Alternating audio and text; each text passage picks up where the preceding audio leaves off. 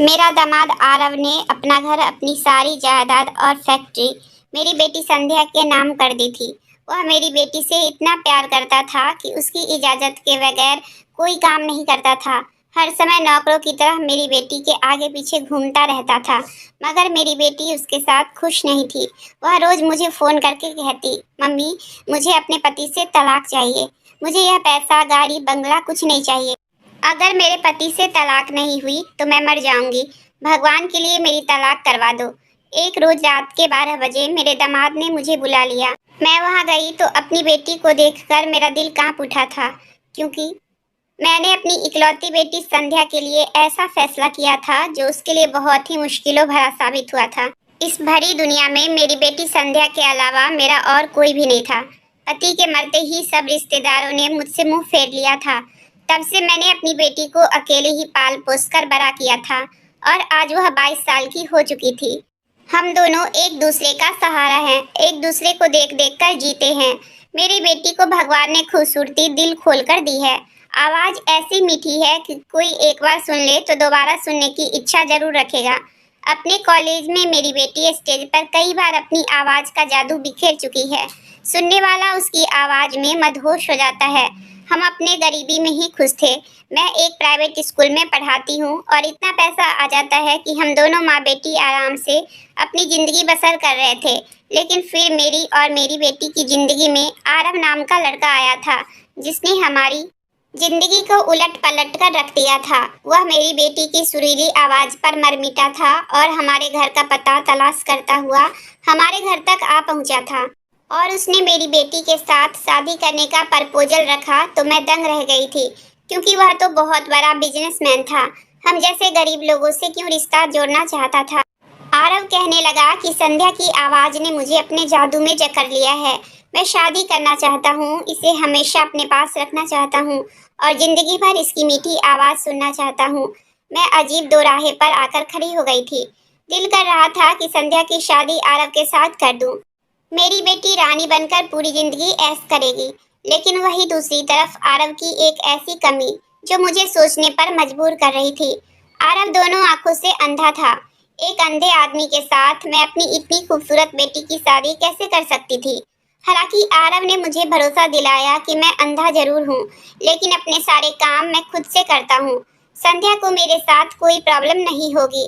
और फिर आरव की प्रॉपर्टी और उसका ऐशो आराम देखते हुए मैंने दिल पर पत्थर रख लिया और संध्या की शादी आरव के साथ तय कर दी। आज मेरी बेटी की शादी थी और मैंने शादी में पैसा पानी की तरह बहाया था। लोग मेरी बेटी को देख देख कर हैरान हो रहे थे। उसकी शादी का लहंगा, जिसकी कीमत सुनकर लोग अपने दांतों तले उंगलियां दबा रहे थे, और उसके जेवरात को देखकर दंग हो रहे थे। जबकि लोग सच नहीं जानते थे, वह पैसा और तैयारी मेरे होने वाले दामाद की तरफ से ही हुई थी।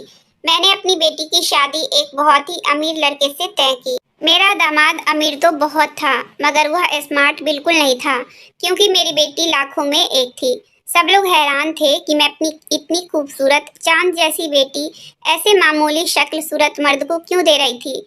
मेरी बेटी विदा हुई तो मैंने सुख चैन का सांस लिया। अब मुझे पूरी उम्मीद थी कि हमारी जिंदगी बदल जाएगी और मैं भी अपनी बेटी की वजह से ऐशो आराम की जिंदगी गुजार सकूंगी। शादी के दूसरे दिन मैं अपनी बेटी से मिलने पहुंची तो मुझे एक झटका सा लगा था, क्योंकि मेरी बेटी और मेरा दामाद घर पर नहीं थे। वहां मौजूद नौकरों ने मुझे बताया कि मालकिन और मालिक घूमने गए हैं। मुझे हैरत हुई कि वह शादी के अगले दिन ही घूमने के लिए निकल गए थे। मैं मायूसी से घर लौट आई और घर आकर अपनी बेटी को कॉल करने लगी। मेरी बेटी ने कॉल बहुत देर बाद उठाई थी। दूसरी तरफ मेरी बेटी की घुटी घुटी सी आवाज़ सुनाई दी। मैंने संध्या से उसका हालचाल पूछा तो महसूस हुआ जैसे वह बहुत ही उदासी से बात कर रही थी। मैं संध्या से भी वही बात पूछी कि तुम लोग शादी के दूसरे दिन ही कहाँ चले गए हो। अरे, शादी के अगले दिन भी कुछ रस्में होती है जिन्हें निभाया जाता है, लेकिन तुम तो अगले दिन ही घूमने के लिए चले गए। मेरी बात सुनकर संध्या ने उखड़े हुए शब्दों में मुझे जवाब दिया कि मैं सिर्फ अपने पति के कहने पर चली गई थी। मेरा पति चाहता था कि हम पहले घूमे फिरे और बाद में वापस आकर लोगों से मिलना जुलना करेंगे। मैं यह सुनकर हैरान हुई थी। मैं अपनी बेटी की हल्की सी आवाज़ और उदास शब्दों से परेशान हो रही थी। हालांकि इससे पहले तो वह जब भी बात करती थी तो चीख चीख कर बात करती थी, लेकिन अब तो उसका अंदाज ही बदला हुआ था। यह शादी मैंने अपनी मर्जी से तय की थी। हालांकि शादी में मेरी बेटी की रजामंदी भी थी। मेरी बेटी भी इस शादी से राजी थी, क्योंकि जिस तरह संध्या तरस तरस कर जिंदगी गुजार रही थी, और जब उसे इतने पैसे वाले आदमी ने शादी के लिए प्रपोज किया तो वह भी खुश हो गई थी। लेकिन अब वह खुश बिल्कुल भी नहीं लग रही थी। मैंने संध्या से सवाल किया कि तुम ऐसे उदासी क्यों लग रही हो। हालांकि लड़कियां तो ऐसे मौके पर खुश होती है जब वह हनीमून पर जाती है। मेरे सवाल पर संध्या ने मुझे जो जवाब दिया वह मुझे घबराहट में डाल गया था। मेरे हाथ में फोन था और मुझे कुछ भी सुनाई नहीं दे रहा था। अपनी बात कहकर संध्या ने न जाने कब का फोन काट दिया था और मैं फोन हाथ में लिए वैसे की वैसे ही बैठी रह गई थी। मैं परेशान होकर सोच रही थी, क्योंकि संध्या ने कहा था कि मेरा पति अंधा है और मैं इस बात पर बिल्कुल भी खुश नहीं हूँ कि वह अंधा है। माँ, आपने मेरे साथ धोखा किया है। शादी से पहले आपने मुझे यह तो बता दिया कि आरव बहुत पैसे वाला है, लेकिन आपने यह क्यों नहीं बताया कि आरव दोनों आंखों से अंधा है। मैं कैसे अंधे आदमी के साथ जिंदगी गुजार सकती हूँ। आपने मेरे साथ बिल्कुल भी अच्छा नहीं किया। यह कहकर संध्या ने फोन काट दिया था। मैं जानती थी मेरा दामाद अंधा है, मगर यह बात मैंने अपनी संध्या से छुपाई थी, क्योंकि मेरा दामाद बहुत अमीर और करोड़ों की जायदाद का इकलौता मालिक था। उसने वादा किया था कि अगर मैं अपनी बेटी की शादी उसके साथ कर दूं तो वह सारी जायदाद मेरी बेटी संध्या के नाम कर देगा, और वादे के अनुसार उसने अपनी सारी जायदाद मेरी बेटी के नाम कर भी दिया था। मैं अगले दिन आरव से मिलने उसके घर गई तो आरव बहुत ही गर्मजोशी से मुझसे मिला था, जबकि संध्या चुप चुप सी लग रही थी। मैंने संध्या को समझाने की कोशिश की कि तुम्हारा पति बहुत अच्छा इंसान है, उसमें सिर्फ एक कमी है, तुम उसे नजरअंदाज कर दो। वह अमीर लड़का है जो दिलो जान से तुम पर फिदा है। तुम्हारी पूरी जिंदगी बहुत ही आराम से गुजरेगी।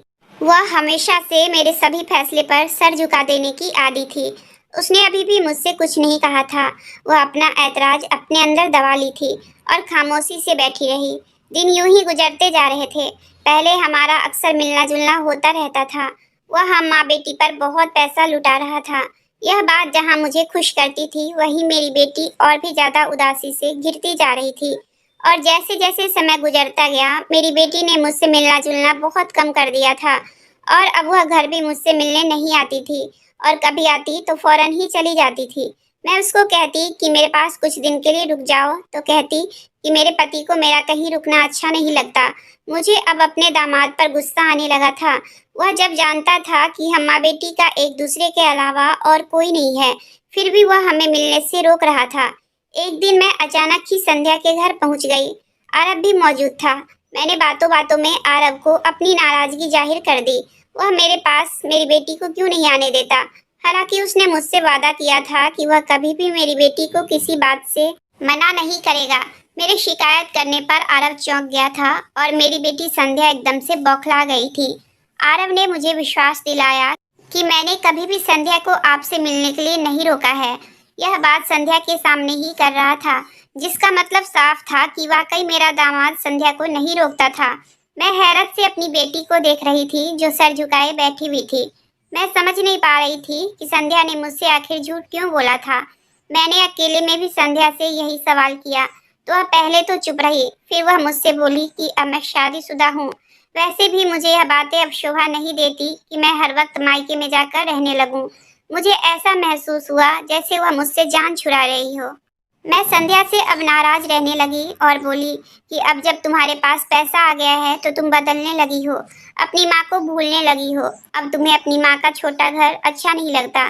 संध्या की इस सोच पर मुझे बहुत ज्यादा दुख हो रहा था, और इसी दुखी मन से मैं अपने घर वापस लौट आई थी और सोच लिया था कि अब संध्या से मिलने नहीं जाऊंगी। मुझे लगता था कि मैं संध्या से मिलने नहीं जाऊंगी तो संध्या मुझसे खुद ही मिलने आएगी, मगर कुछ दिन गुजर गए और संध्या मुझसे मिलने नहीं आई थी।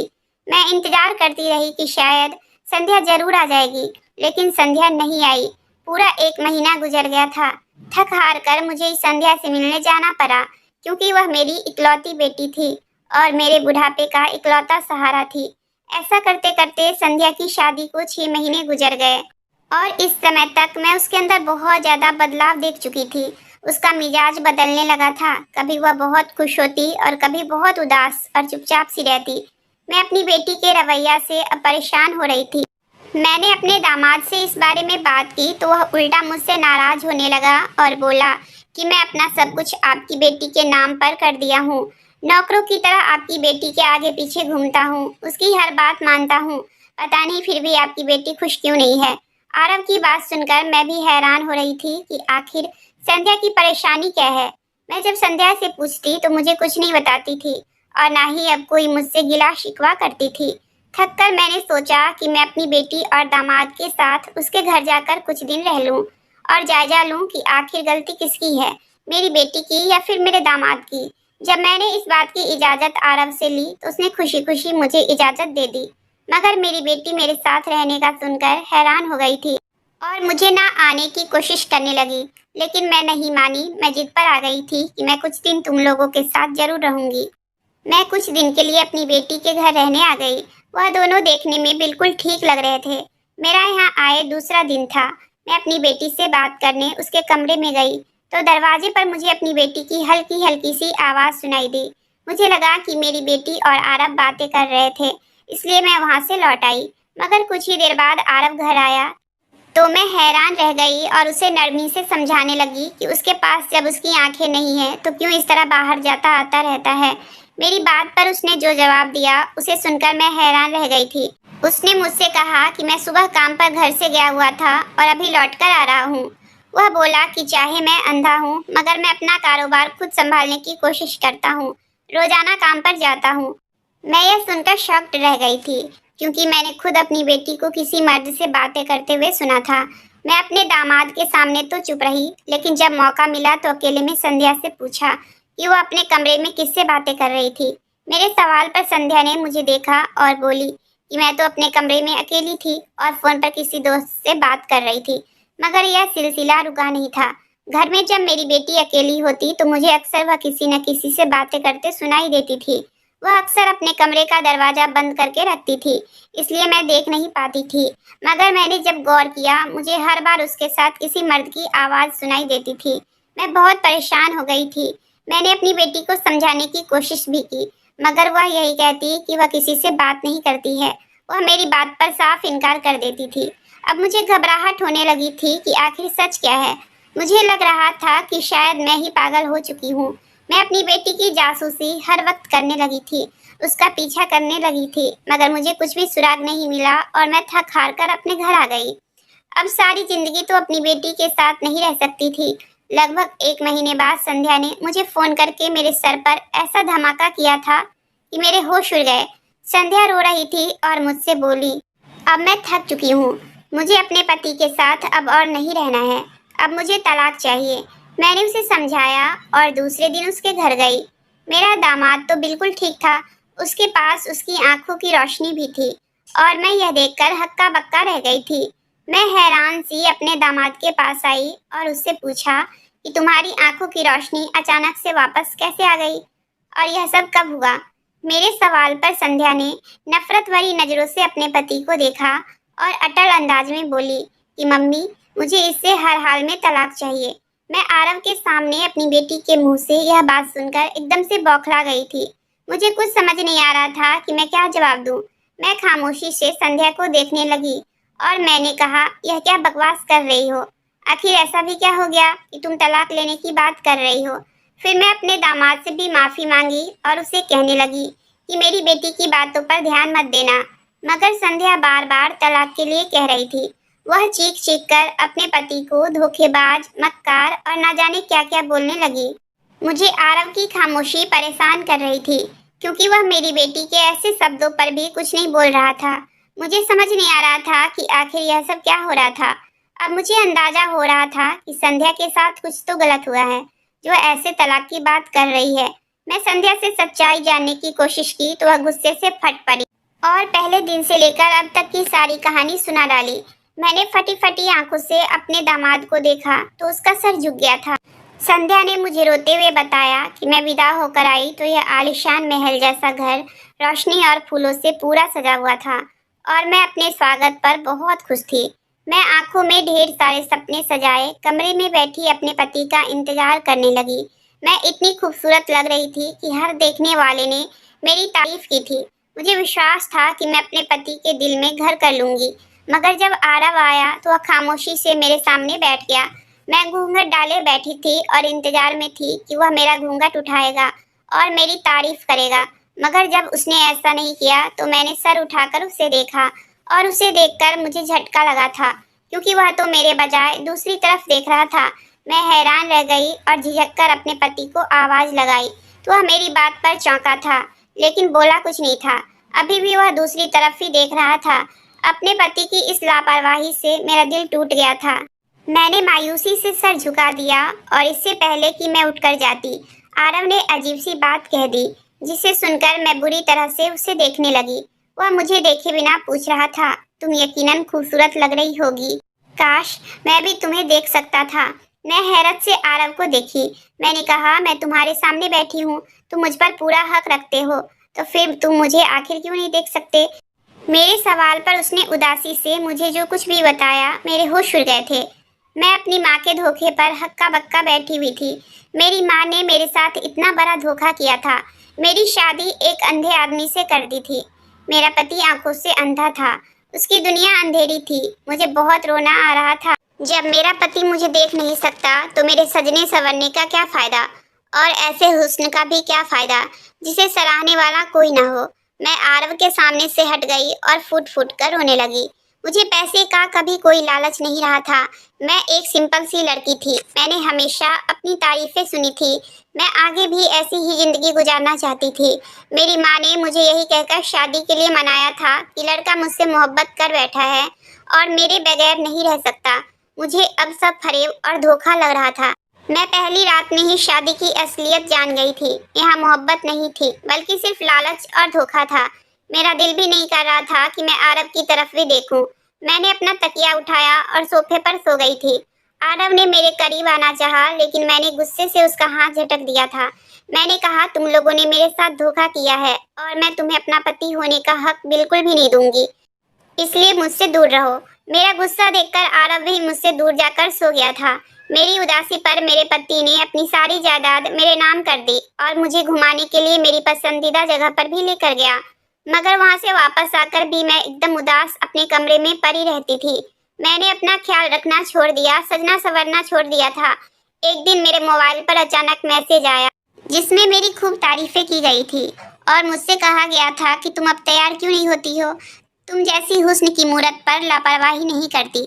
मैं यह मैसेज देखकर चौंक गई थी, क्योंकि वह जो कोई भी था लफ्जों से खेलना बहुत अच्छे तरीके से जानता था। मगर वह था कौन? इस घर में मेरे और आरव के अलावा कोई नहीं था। फिर कौन था जो मुझे हर वक्त अपनी नज़र के घेरे में रखता था और मेरी एक एक हरकत पर उसकी नज़र थी? मैंने उस मैसेज को नज़रअंदाज कर दिया, क्योंकि मैं शादीशुदा लड़की थी। मगर मेरी नज़रअंदाज करने के बावजूद वह मुझे लगातार मैसेज करता रहा और मुझे तैयार होने पर उकसाता रहा। एक दिन मुझे इस नंबर से मैसेज आया कि तुम गुलाबी कलर की साड़ी में बहुत हसीन लगती हो, और उस मैसेज में मेरे हुस्न पर शायरी भी की गई थी और मुझसे गुलाबी कलर की साड़ी पहनने की विनती की गई थी। मुझे ना जाने क्या हुआ कि मैंने अपनी अलमारी खोली और गुलाबी रंग की एक खूबसूरत सी साड़ी पहनी, अपने बाल बनाए, हल्का फुल्का मेकअप किया तो मेरे हुस्न को 4 चांद लग गए थे। मैंने उस नंबर पर मैसेज किया और कहा कि मैंने गुलाबी कलर की साड़ी पहन ली, मैं तैयार हो चुकी हूँ। आप मुझे बताओ कि आप मुझे कैसे देखोगे। मैं सिर्फ यह जानना चाहती थी कि आखिर वह कौन है। मैं नहीं जानती थी कि मेरे इस मैसेज का असर उस इंसान पर इतना पड़ेगा कि वह दिन दहाड़े मेरे कमरे की खिड़की पर आ पहुंचा था। मैं अपने कमरे की खिड़की पर कोई अनजान नकाबपोश आदमी को देखकर घबरा गई थी। वह जवान लड़का था जिसकी रंगत साफ सुथरी थी और नकाब में भी उसकी आंखें खूबसूरत लग रही थी। मुझे अंदाजा हुआ कि वह जो कोई भी था खुद भी बहुत स्मार्ट था और साथ ही साथ बहादुर भी था, जो मुझसे मिलने मेरे घर तक पहुंच गया था। मैं उसे वापस भेजना चाहती थी, मगर मैं ऐसा नहीं कर पाई और उसे अपने कमरे में बिठा लिया। वह अपना चेहरा दिखाने पर राजी नहीं था, मगर उसकी आंखों में मेरे लिए मोहब्बत और दीवानगी साफ नजर आ रही थी। वह खुलकर मेरी तारीफें करता था। मुझे उसका साथ अच्छा लगने लगा था और उसके बाद तो वह जैसे एक रूटीन ही बन गया था। वह लड़का दिन रात मुझसे फ़ोन पर बात करता और जब मेरे पति के घर आने का टाइम होता तो वह मेरे घर से चला जाता था।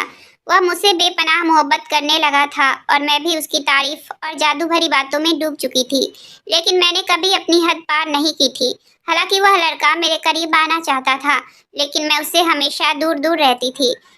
एक रात जब आरब बिजनेस के सिलसिले से शहर से बाहर गया था, तब वह लड़का रात को मेरे कमरे में आया था और आते ही उसने मुझे अपनी बाहों में भर लिया था। कहने लगा, संध्या, अब तुम्हारे बिना नहीं रहा जाता।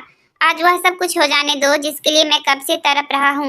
मैं तुमसे दीवानों की तरह मोहब्बत करता हूँ और तुम हमेशा मुझसे दूर रहती हो। लेकिन मैंने उस लड़के को खुद से दूर धक्का दिया था। मैंने कहा, यह सब गलत है, मैं शादीशुदा हूँ। मैं अपने पति से भले ही मोहब्बत नहीं करती, लेकिन मैं उसे धोखा भी नहीं दे सकती। उस लड़के की हरकत पर मुझे गुस्सा भी आ गया था और मैंने गुस्से में उसे घर से जाने के लिए कह दिया था। मेरा गुस्सा देखकर वह डर गया और मुझसे माफी मांगने लगा। कहने लगा, आज के बाद मैं कभी ऐसी हरकत नहीं करूंगा। मैं भी तो उसकी मोहब्बत में डूबी हुई थी, इसलिए मैंने भी उसे माफ कर दिया था, लेकिन इस शर्त पर कि वह कभी मुझे टच नहीं करेगा।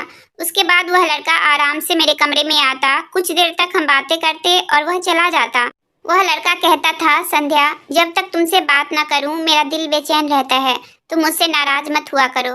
उसकी जादू भरी बातों से मेरा दिल भी पिघलने लगता था और मैंने अपनी माँ के घर भी जाना कम कर दिया था। मैं उसके लिए सजने संवरने लगी थी।